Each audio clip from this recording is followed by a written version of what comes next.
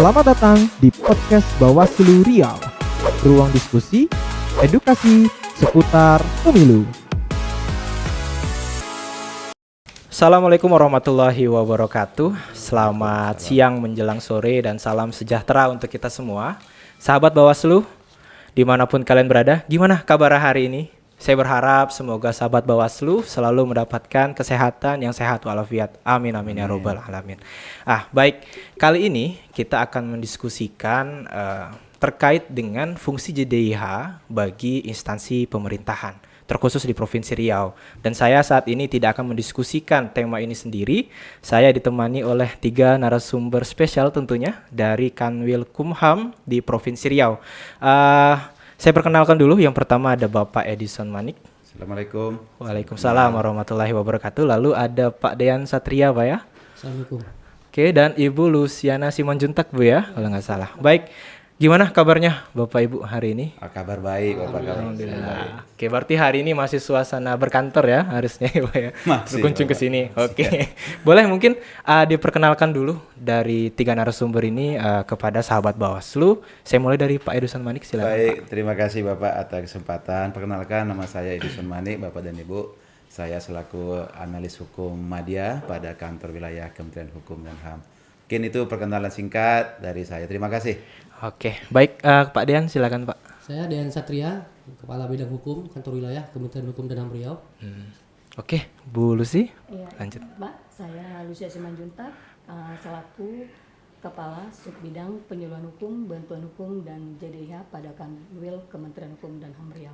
Oke, baik. Sebelumnya, sebelum kita masuk ke pembahasan kita pada hari ini, saya mau tanya dulu mungkin tupoksi dari masing-masing Bapak Ibu di sini terkait dengan jabatan yang diemban di Kanwil Kumham. Kalau misalnya Pak Edison, terkait dengan apa nih Pak? Bapak analis hukum media. Baik, terima kasih Bapak. Saya selaku analis hukum media dalam rangka pelaksanaan tugas itu melaksanakan kegiatan analisa dan evaluasi terkait dengan produk hukum, pelayanan hukum, dan juga memberikan berupa diseminasi ya, diseminasi yang terkait dengan hukum pada umumnya, baik bisa juga menerima terkait dengan konsultasi hukum Bapak. Oke, baik. Kalau Pak Dean sendiri?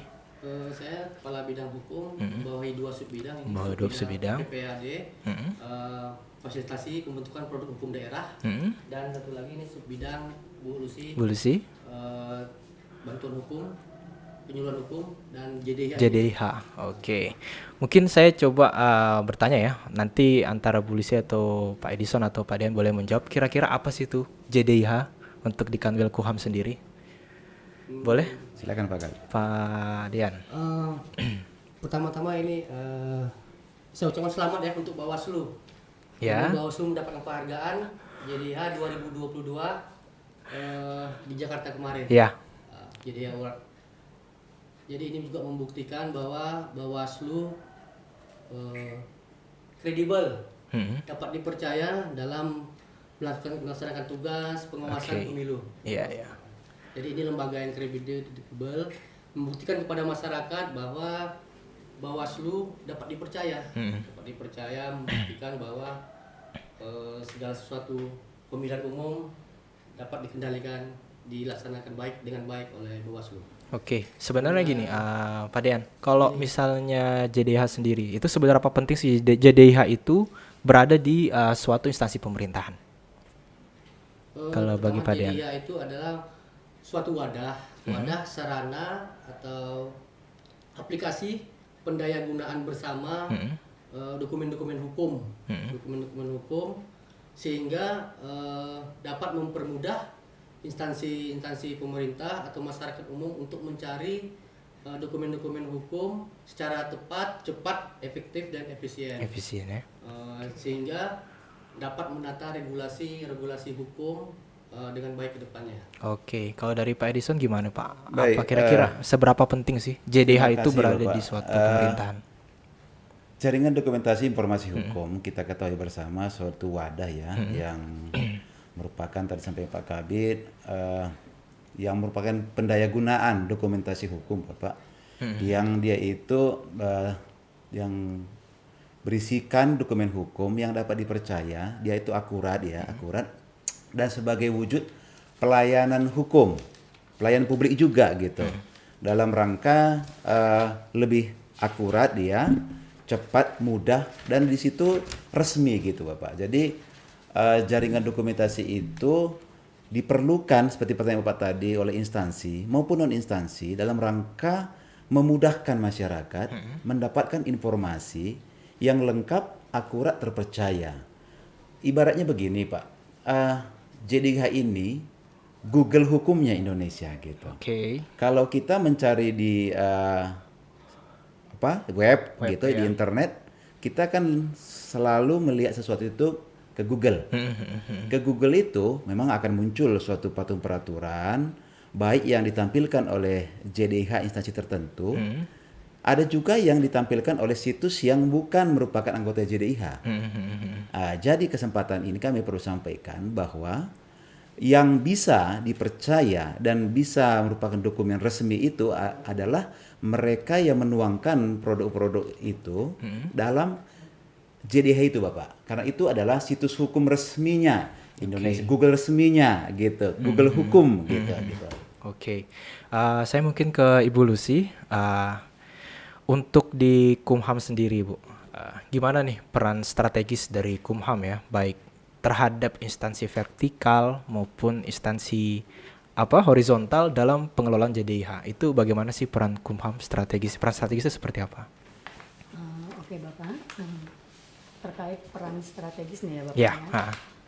Oleh kami selaku instansi vertikal bahwa BPHN, Badan Pembinaan Hukum Nasional. Kementerian Hukum dan HAM Republik Indonesia merupakan atau selaku pusat JDHN yang memiliki tugas untuk melaksanakan koordinasi, pembinaan dan evaluasi terhadap anggota JDIHN-nya.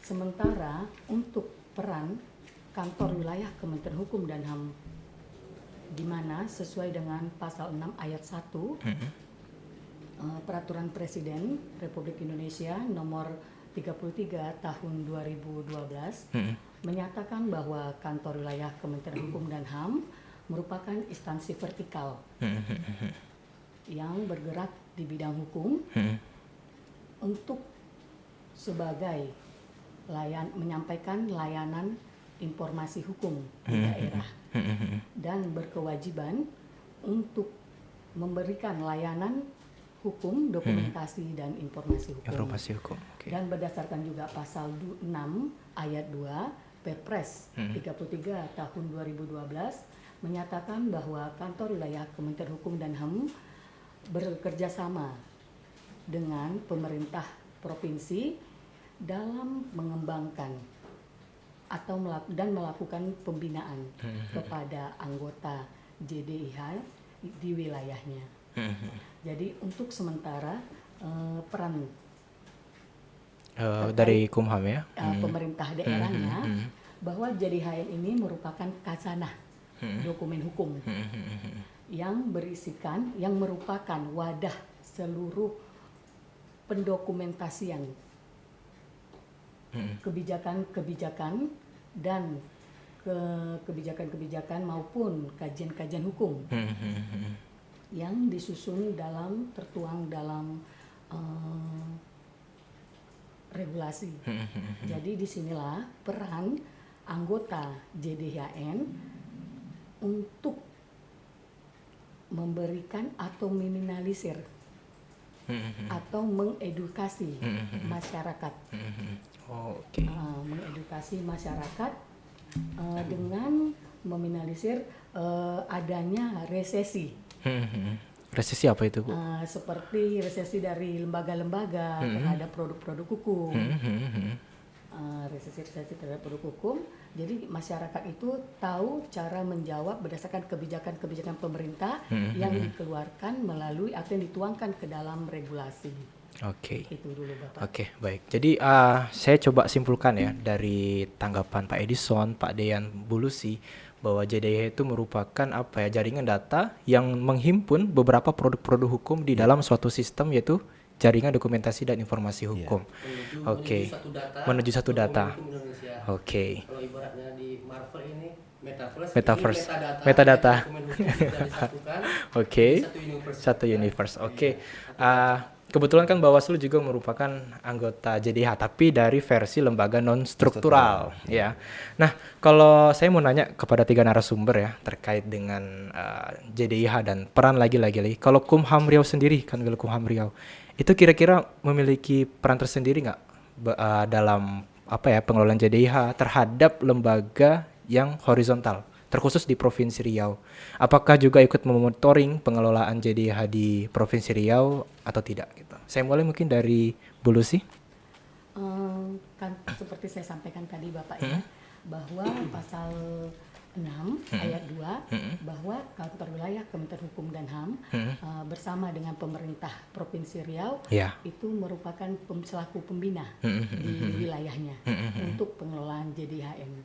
Jadi ada dilakukan pembinaan atau evaluasi monitoring terhadap pengembangan atau pengelolaan JDIHN di mana anggota JDIHN yang telah terintegrasi di pusat JDIHN melalui website JDIHN Go ID.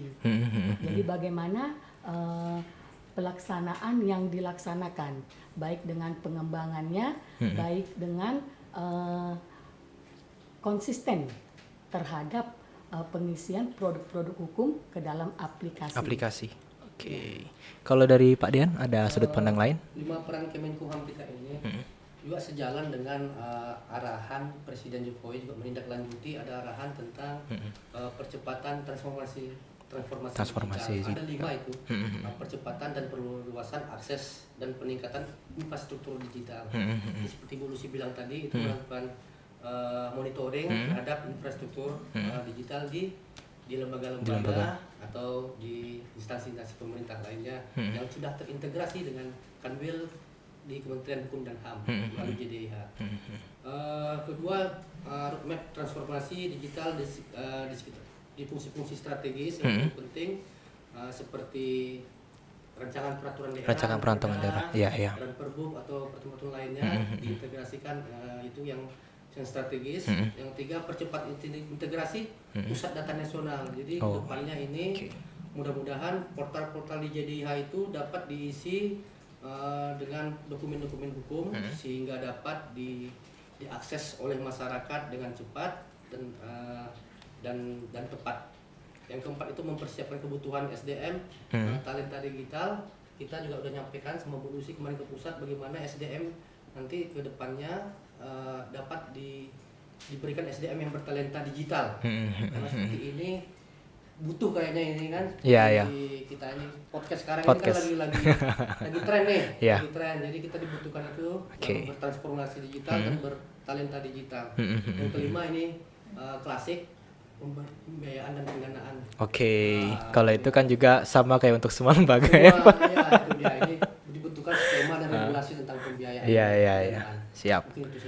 Baik, kalau Pak Edison mungkin ada. Baik, Pak Laude. Tadi sampaikan oleh Pak Dean dan juga Bu Lucy terkait dengan tugas dan fungsi Kementerian Hukum dan HAM, dan itu dia pasti turun ke bawah di tingkat kantor wilayah, Bapak sampaikan. Jadi kami kantor wilayah melaksanakan tugas dan fungsi yang telah diatur berdasarkan peraturan undangan dan apa yang dilaksanakan oleh Kemenkumham Pusat turun ke bawah. Tadi sampaikan terkait dengan jaringan dokumentasi informasi hukum sendiri ada di Badan Pembinaan Hukum Nasional, kan begitu?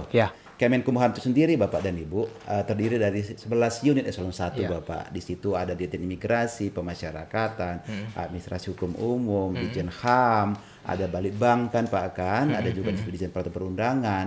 Salah satunya adalah Badan Pembinaan Hukum Nasional yang melaksanakan fungsi terkait dengan pusat jaringan informasi hukum. Dan untuk kantor wilayah seperti pertanyaan Pak Laude, apa kaitannya?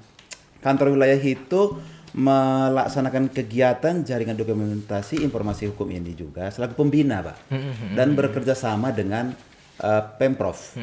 Untuk kantor wilayah sendiri itu kerjasama dengan Pemprov itu Biro Hukum khususnya melakukan pembinaan pendataan anggota JDIH Dan kantor wilayah Kemenkumham Riau itu pada tahun 2019 ya, Bu Lusin Padean itu berhasil mengintegrasikan anggota JDIH Bapak. Jadi anggota JDIH itu ada dari lembaga pemerintah Bapak, baik itu pemerintah provinsi, pemerintah kabupaten kota, DPRD provinsi, DPRD kabupaten kota, termasuk perguruan tinggi. Ini adalah merupakan anggota JDIH di tingkat provinsi dan kabupaten kota.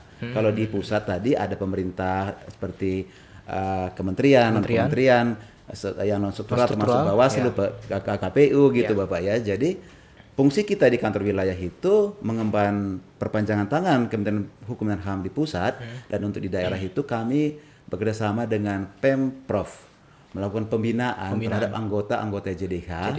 Dan berdasarkan Perpres 33 itu sendiri, untuk koordinator pembinaan itu malah diserahkan kepada Pemda. Ini sebagai wujud sinergitas antara kantor wilayah sebagai perpanjangan Kementerian Hukum di pusat dan Pemda selaku pelaksana kegiatan yang ada di tataran Pemda. Jadi berbagi peran untuk memajukan JDIH. Yang jelas JDIH ini kami sampaikan sebagai tadi sampaikan juga oleh rekan-rekan, fungsinya adalah dalam rangka pemberian informasi yang akurat dan bertanggung jawab gitu Bapak. Jaringan dokumentasi informasi hukum ini harapan kita menjadikan Indonesia nanti ke depan satu data. Jadi ketika rapat, katakanlah itu rapat, saya selaku bawahan lah dari seorang bupati. Kalau dulu mencari peraturan perundangan itu kan lambat, Pak. Malah disuruh pergi dulu ke perpustakaan, cari dokumen.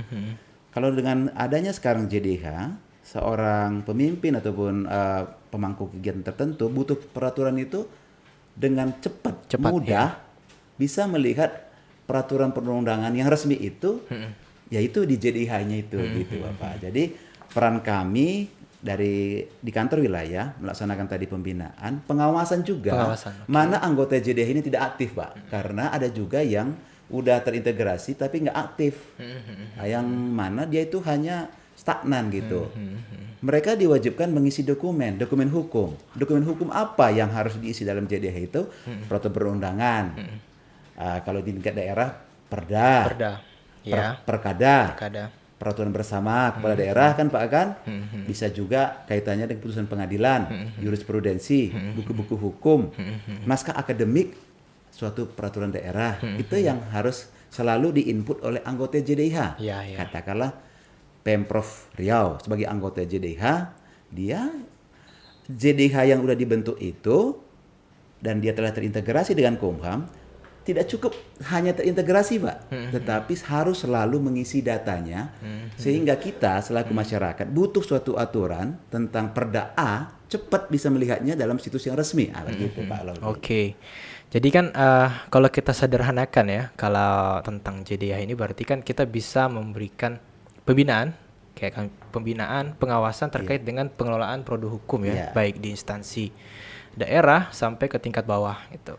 Nah, kalau kami kan untuk jenis-jenis jenis-jenis produk hukum itu kan juga kalau di Bawaslu ada namanya peraturan Bawaslu. Dan juga kami kalau ketika ada sengketa terhadap keputusan atau ketetapan yang dikeluarkan oleh KPU itu juga akan diselesaikan melalui putusan penyelesaian sengketa. Dan juga ada satu produk hukum kami yaitu putusan pelanggaran administrasi. Nah, hanya kan mungkin kalau untuk monitoring itu langsung lebih juga terintegrasi ke pusat langsung. Kita ada di JDIH bawaslu.go.id itu. Nah, terus kalau untuk kalau namanya pengelola kan butuh yang dinamakan SDM untuk mengelola sistem JDIH atau aplikasi JDIH ini sendiri. Kalau di Kanwil Kumham tersendiri, itu bagaimana pengelolaannya? Baik dari SDM dan juga teknis pengelolaan produk hukum yang ada di Kumham atau Kanwil Kumham itu sendiri. Mungkin ada yang bisa, saya mulai dari Pak Edison dulu. Baik, Pak Lode, terkait dengan pengelolaan, kita pada awalnya juga terkait dengan jaringan dokumentasi informasi hukum ini kan suatu hal yang memang sudah ditetapkan berdasarkan Perpres 33 2012. Dari cara kerja, alurnya kita mengikuti aturan itu Pak. Kami awalnya dulu di Kanwil Kumham itu ada dokumen-dokumen hukum tadi, saya sampaikan tadi, baik buku-buku hukum yang masih terletak secara katakanlah klasik, diletakkan di dalam perpustakaan Pak. Dan itu kan seiring perkembangan zaman kan bisa dikatakan kurang diminati lagi. Iya. Maka itu harus semuanya dimasukkan data-datanya itu ke JDH gitu kan. Bagaimana cara kami di Kumham sendiri, kami sendiri Kanwil itu tidak punya server tersendiri. Kami ini terintegrasi dengan Pusdatin Jakarta, Pak. Pusat Data dan Informasi. Jadi kami terkait dengan server web kami semua itu terintegrasi ke jaringan pusat semua. Oke. Di bawah Pusat Data dan Informasi di Jakarta. Jadi kami di daerah itu melaksanakan kegiatan JDH ini, mengupload Pak, memasukkan dokumen-dokumen hukum yang ada. Oke. Namun demikian terkait dengan Kanwil sendiri sebagai anggota JDH, tidak semuanya juga bisa kami lakukan penguploadan data. Kami itu tadi berbagi dengan anggota JDH yang lain. JDH yang lain. Katakan Pemprov. Kalau Pemprov itu melakukan kegiatannya juga mengupload data perda-perda mereka yang telah disahkan. Begitu juga kabupaten kota, begitu juga DPRD, dia mengupload peraturannya maupun peraturan terkait dengan tatip DPRD-nya dan lain sebagainya. Jadi yang kami lihat sebenarnya JDH ini ketekunan kita untuk menjadikan yang awalnya dalam bentuk tertulis kertas dimasukkan ke dalam dunia maya. Seperti itu sebenarnya, Pak. Oke. Yang orang dulunya perginya membaca secara tatap muka ataupun langsung ke meja library perpustakaan, inilah dialihkan ke suatu jaringan yang bisa dibaca dimanapun kita berada, Bapak. Jadi sepanjang yang mengelola JDH itu tekun dan setiap ada peraturan terbaru di-upload, maka jaringan dokumentasi anggota JDH itu akan selalu dapat up to date gitu, Pak. Hampir sama yang apa Pak Laude sampaikan. Kenapa dalam JDH Award ya Pak Gabida dan Bu Lucy, Bawaslu mendapatkan peringkat 2 terbaik nasional. Ini kan apresiasi, kami salut dengan Bawaslu. Artinya apa disampaikan Pak Laude tadi, setiap ada peraturan Bawaslu yang terbaru, putusan-putusan terkait sengketa juga itu dimasukkan oleh pengelola JDIH Bawaslu sendiri. Ini kan penilaian yang dilihat oleh panitia tim pusat sehingga menjadikan Bawaslu itu mendapatkan peringkat 2 terbaik kan begitu. Dan harapan kami ke depan karena ini menjelang tahun politik 2024 juga, Bawaslu juga tetap bisa aktif selalu melakukan up to date terkait dengan informasi baik itu dokumentasi informasi hukumnya di JDIH Bawaslu gitu loh Pak. Jadi ketika saya butuh ini ada ya terkait dengan sengketa ini, saya lihat di situs Bawaslu-nya, JDIH Bawaslu, oh rupanya ada suatu peraturan terkait dengan ini terbaru dan masyarakat itu mudah dan tidak dibohongi berita-berita hoak gitu Bapak. Demikian. Baik. Mungkin kalau untuk pengelolaannya ya baik dari SDM itu sendiri kan ada beberapa admin bisa jadikan dan juga sebagai operator dan juga verifikator. Kalau di Kumham itu sendiri ada nggak? Mungkin Bu Lucy kira-kira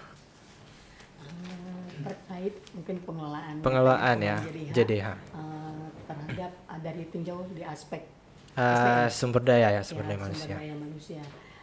Pada saat ini kantor wilayah Kementerian Hukum dan HAM Riau itu untuk spesifikasinya itu belum tersedia SDM. Belum tersedia ya? Oh, belum. Iya. Jadi kita memberdayakan atau memaksimalkan SDM yang ada. Pada saat ini untuk pengelola JDIHN itu sendiri itu hanya ada satu. Oke. Yaitu itu pun jabatan yang diembannya bukan sebagai untuk pengelola JDIHN itu sendiri, tapi dia selaku JFU pengelola data dan informasi. Oh iya. Jadi untuk itu Pak kami saat ini hanya memaksimalkan SDM yang ada dan staf pegawai khusus yang ada di Subbid penyuluhan hukum, bantuan hukum dan JDH itu kami ada 7. Jadi itu kami berdayakan semua, kita berdayakan semua. Oke. Jadi di samping pengelolaan kita ada tenaga JFT penyuluh hukum, ada JFU bantuan hukum. Bantuan hukum, oke. Ya, jadi itulah yang merupakan kegiatan juga di JDH. dimaksimalkan Bapak. Oke, kalau kami kan di Bawaslu ini kan untuk khususnya di provinsi ya, ada verifikator dan juga nah verifikator ini yang akan nantinya memverifikasi produk hukum yang mana aja yang memang ada di front end. Front itu berarti kan tampilan depan ketika ada di website. Iya. Back end itu kan ada di admin, yaitu yang dikelola oleh operator. Nah, selain verifikator itu ada operator JDIH untuk di tingkat provinsi. Dan juga untuk di kabupaten juga ada operator yang mengupload tapi verifikatornya ada di provinsi untuk menghimpun itu. Berarti kalau di Kemenkumham itu berarti memaksimalkan ya SDM yang ada untuk melakukan pengelolaan data dan produk hukum melalui JDIH. Nah, terus saya kembali ke Pak Dean. Pak Dean, otomatis kan namanya JDIH, kita kan produk hukum yang dihasilkan oleh suatu lembaga kan dibutuhkan adanya sosialisasi ya kepada masyarakat. Mungkin masyarakat yang mungkinnya ingin melakukan penelitian dan juga memperoleh informasi terkait dengan produk hukum. Nah, kira-kira dari Kemenkumham tersendiri ada nggak sih sosialisasi kepada masyarakat terkait dengan JDIH ini sendiri? Kira-kira gimana sosialisasinya, Pak? Kita sudah beberapa kali mengadakan sosialisasi di kantor wilayah dengan mengundang anggota JDIHN yang sudah terintegrasi di lingkungan Provinsi Riau dan di Kanwil. Kita malah mengundang itu narasumber dari BPHN. Yang ahlinya JDIH, dan itu udah ada hasilnya,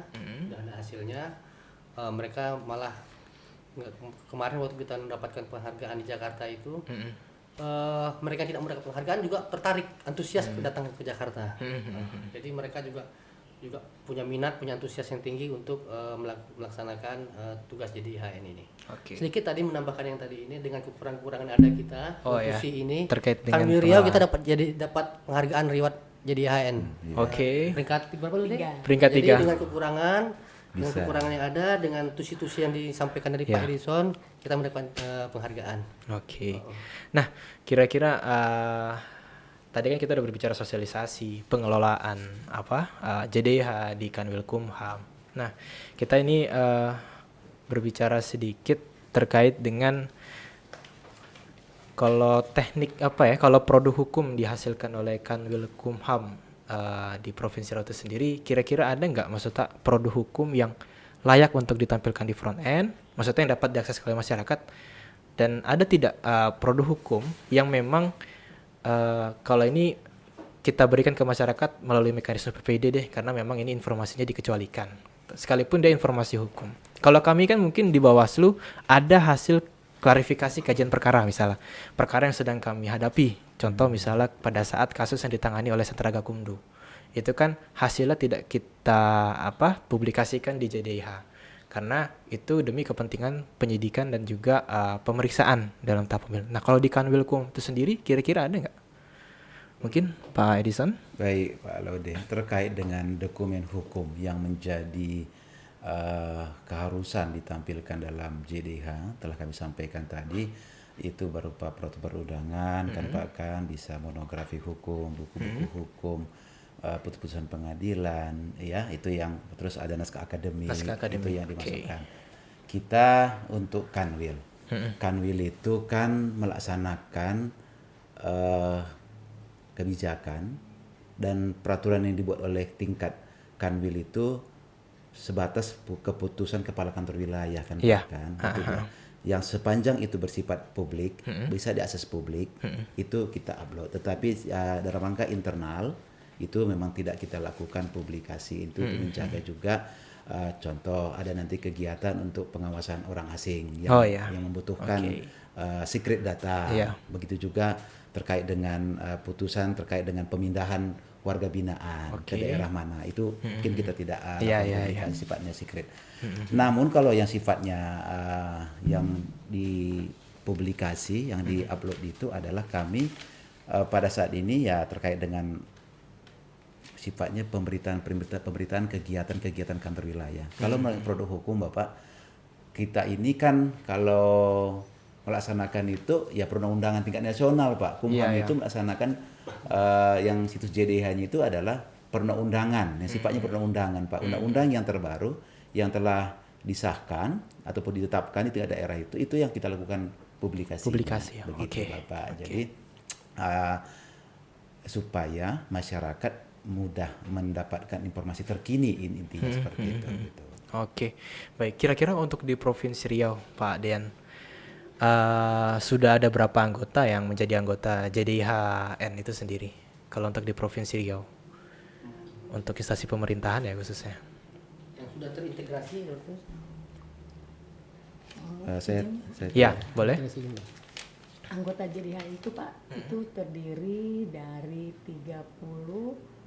35 ya? Ya, 35, 13 pemerintah kabupaten, kota dan provinsi, 13 DPRD, DPRD, sekretariat DPRD provinsi, kabupaten dan kota, dan 9 perguruan tinggi swasta dan negeri. Untuk pemerintah kabupaten kota itu telah terintegrasi semuanya, dan DPRD kabupaten kota dan provinsi sudah terintegrasi, dan untuk sementara perguruan tinggi itu sudah dua perguruan tinggi. Jadi ini kantor wilayah bersama pemerintah provinsi ini masih ada 6 lagi nih Pak 6 lagi ya. tugasnya. Iya. Di perguruan tinggi, baik itu swasta maupun negeri Bapak. Jadi untuk kedepannya ini berarti tanggung jawab kami bersama nih lagi Iya, Bapak, untuk persamaan persepsi terhadap Pepres Pepres. 33 tahun 2012 tentang JDH JDH ini. sendiri Bapak. Oke. Nah, berbicara tentang pengelolaan berarti kan berbicara target juga ya. Kita kan tidak mungkin stagnan dalam pengelolaan suatu sistem yang itu aja. Nah, kira-kira saya minta sudut pandang dari ketiga narasumber, kira-kira target apa nih untuk Kanwilkumham Riau untuk pengelolaan JDIH ke depannya? Mungkin dari Bu Lucy dulu, boleh. Targetnya nih ya Bapak ya. Kalau target kementerian atau Kanwil Kemenkumham yaitu mewujudkan nih Bapak inovasi Oke. terhadap pengembangan aplikasi standar ILDIS bagi anggota JDIHN, di mana dari berapa tahun belum ada yang mendapatkan JDIH Award Bapak. Oke. Yang kedua, bagaimana konsistensi anggota JDIHN untuk mengisi atau mengembangkan aplikasi standar ILDIS itu sendiri Bapak. Oke. Terima kasih. Kalau dari Pak Dean? Simpel saja ya, agar tujuannya kan untuk memudahkan masyarakat, Memudahkan masyarakat ya. untuk mencari mengakses data, Informasi hukum. Jadi kedepannya masyarakat lebih mengenal, lebih mengetahui fungsi JDIH itu sendiri. Jadi sehingga mereka dapat mengakses informasi hukum, dokumen hukum seperti yang dijelaskan Pak Edison tadi, seperti kajian hukum, buku hukum semuanya, mempermudah masyarakat dalam pencarian data informasi. Oke, dari Pak Edison. Terima kasih Bapak. Kalau target kita kan namanya target itu kan selalu menginginkan yang terbaik. Ya. Hari depan lebih baik dari hari ini kan gitu kan Pak. Kan hari ini juga lebih baik dari hari kemarin. Tadi disampaikan oleh Pak Dean dan Bu Lucy terkait dengan anggota JDH, di mana di situ ada pemerintah provinsi kabupaten kota, DPRD provinsi kabupaten kota, dan perguruan tinggi negeri dan swasta. Yang tadi disampaikan tadi untuk pemerintah daerah dan DPRD kan udah terintegrasi Bapak. Yang belum terintegrasi itu target kita harus diintegrasikan Bapak. Itu pertama. Yang kedua, kantor wilayah juga itu mengemban tugas juga Pak, membuat selaku pembentuk perundang-undangan, di mana perancang perundang-undangan, analis hukum terlibat dalam pembentukan produk hukum daerah. Dalam hal pembentukan produk hukum daerah, kita juga telah membuatkan beberapa naskah akademik Bapak. Harapan ke depan target kita nanti untuk JDH Kanwil Riau itu juga akan diupload naskah akademik khususnya yang telah dibuat oleh tim dari Kanwilkumham Bapak. Oke. Gitu. Jadi untuk kita ketahui Bapak dan Ibu, untuk membaca suatu peraturan undang-undangan itu kan kita selalu membacanya yang udah disahkan Pak. Disahkan ya. Untuk disahkan. Kalau di tingkat daerah ditetapkan gitu ya. Ketika kita bingung tentang katakanlah pasal-pasal tertentu, untuk melihat latar belakangnya kenapa sebenarnya dulu pasal 8 Perda ini muncul, kita membaca naskah akademiknya.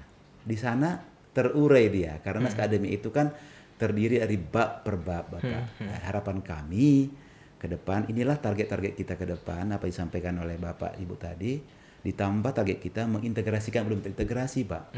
Kenapa?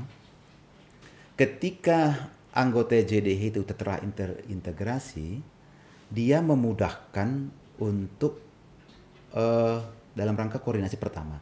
Yang kedua, instansi yang telah terintegrasi dengan pusat JDIH, pusat JDIH itu kan Kemenkumham, Pak, BPHN. Apabila server data instansi sebagai anggota JDIH itu tadi mengalami kerusakan ataupun mengalami hal-hal yang di luar dugaan force major, datanya hilang gitu, Pak Laude. Itu bisa diminta kembali ke BPHN, Bapak. BPHN, oke. Dikembalikan begitu. Jadi data-datanya yang awalnya secara manual saya sampaikan tadi, yang masih katakan bentuk lama, yang dengan adanya JDH ini dimasukkan ke dalam suatu jaringan dokumentasi informasi hukum yang tersimpan dalam webnya, ketika udah terintegrasi itu, Pak, ada di anggota JDH itu sendiri, tersimpan juga di pusat JDHN. Pusat JDHN, oke. Ketika ada masalah di anggota, bisa ditarik kembali data itu. Gitu. Dan harapan kami, JDH ini sangatlah perlu ke depannya juga dalam rangka Indonesia Satu Data dan penerapan juga SPBE, kan begitu? Penerapan sistem pemerintahan berbasis elektronik. Ketika katakanlah presiden sebagai kepala negara, kepala pemerintahan menanyakan kepada salah seorang pembantunya dalam menjadi menteri, Pak. Pak Menteri, berapa perda Provinsi Riau? Contoh gitu, tiba-tiba dalam suatu rapat terbatas. Ini kalau memang JDH ini akurat, Pak, dan selalu up to date, bisa saja cepat dibuka daftar Data-data perda Provinsi Riau. Kalau itu tidak ter-up to date, akan sulit untuk menjawabnya, Pak. Akan sulit menjawabnya, Pak. Berapa? Katakanlah dalam satu rapat. Sulit kita menjawabnya. Tapi kalau sudah nanti semuanya ini berjalan dengan teratur, kita juga punya kepatuhan menginput, mengupload semua aturan-aturan, dokumen-dokumen hukum yang diwajibkan oleh Perpres 33 2012, Indonesia akan mempunyai suatu data yang sangat terinci dan akurat. Berapa undang-undang Indonesia saat ini, per hari ini. Berapa perda provinsi per hari ini. Berapa perda kabupaten per hari ini. Berapa perda kota per hari ini. Ini ke depan harapan kita seperti itu sebenarnya, Pak.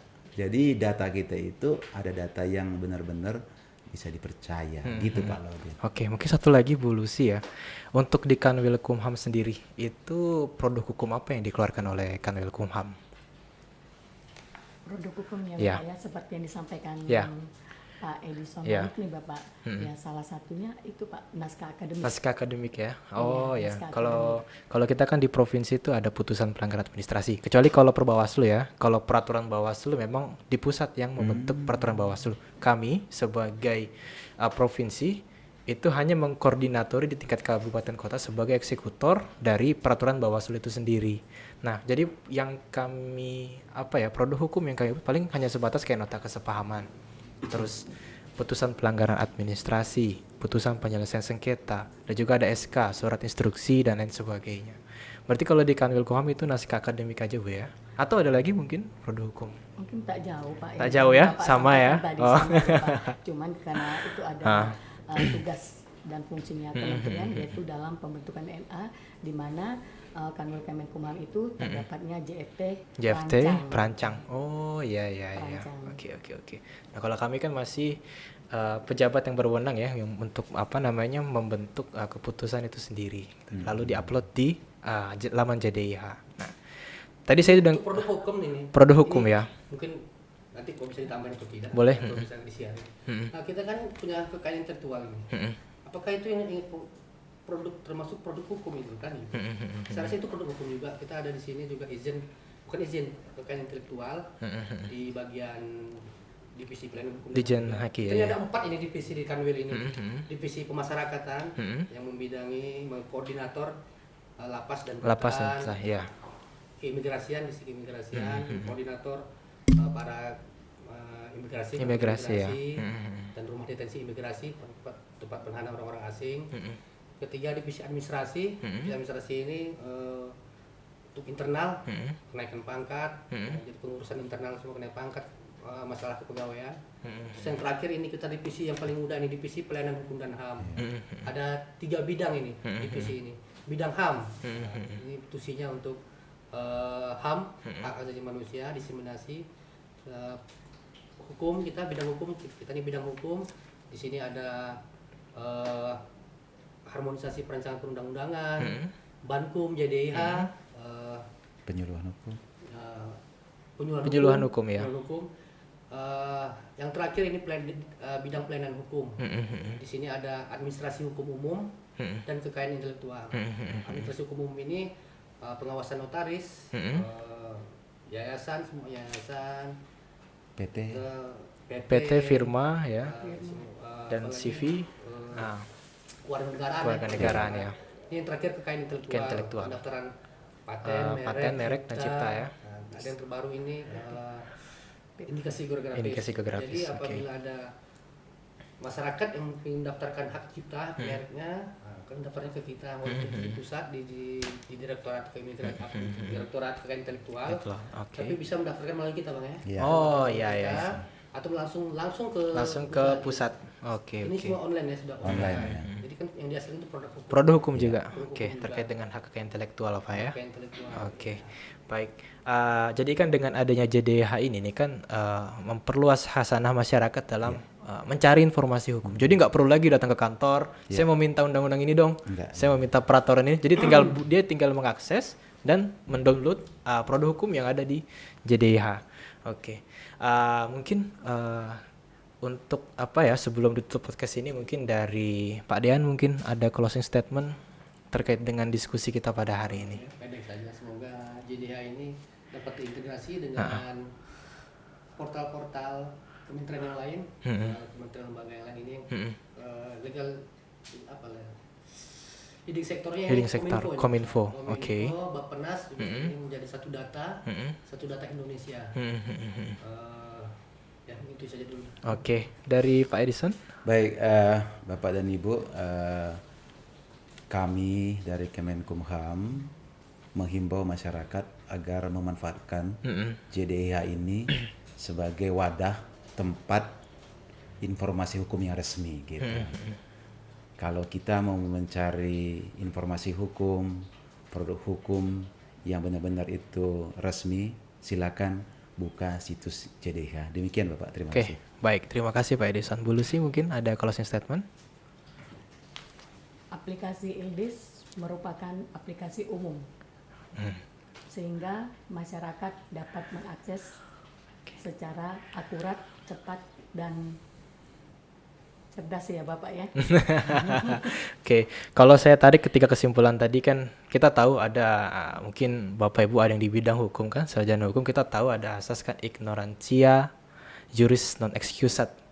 Ketidaktahuan masyarakat terhadap hukum tidak dapat dimaafkan. Apalagi sekarang udah dapat JDIH kan, JDIH. Jadi produk hukum baik itu peraturan, buku, naskah dan kajian itu sendiri itu juga terdapat dalam JDIH. Jadi tidak ada suatu alasan masyarakat tidak tahu akan informasi hukum. Iya, baik. iya. Jadi seperti yang saya sampaikan tadi, betul sekali Bapak.